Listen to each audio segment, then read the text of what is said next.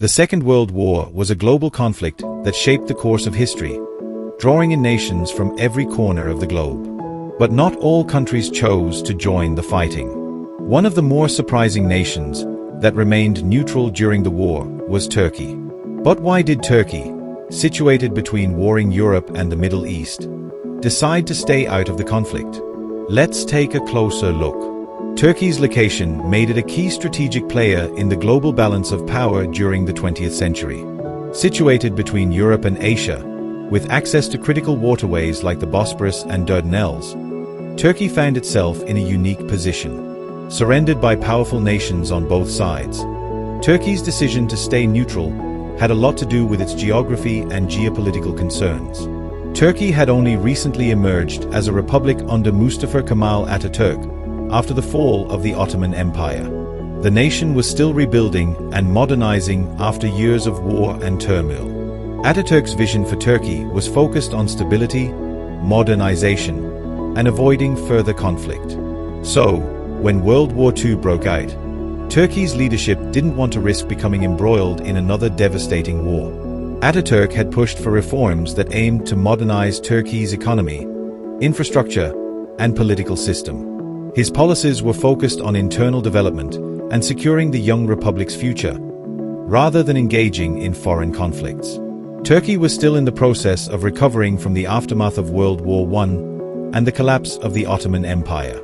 This internal focus made war seem like a dangerous distraction. Atatürk passed away in 1938. But his successors continued his policies of neutrality and non-intervention. Turkey wasn't ready to risk its hard-earned stability for a war it didn't have a direct stake in. While Turkey was determined to stay out of the war, it wasn't easy. Both the Axis powers, led by Nazi Germany, and the Allies, including Britain and the Soviet Union, sought Turkey's support. Germany in particular wanted Turkey as an ally due to its strategic location. But Turkey's leaders were cautious and understood that getting involved in the conflict could threaten their survival as a nation. Throughout the war, Turkey engaged in diplomatic balancing acts, playing both sides without fully committing. They signed a non-aggression pact with Nazi Germany in 1941, but they also maintained trade relations with the Allies, particularly Britain. This balancing act was difficult but crucial to Turkey's survival. Another factor that kept Turkey neutral was the threat posed by the Soviet Union. At the time, the USSR had expansionist ambitions in Eastern Europe and the Balkans, which directly threatened Turkey's sovereignty.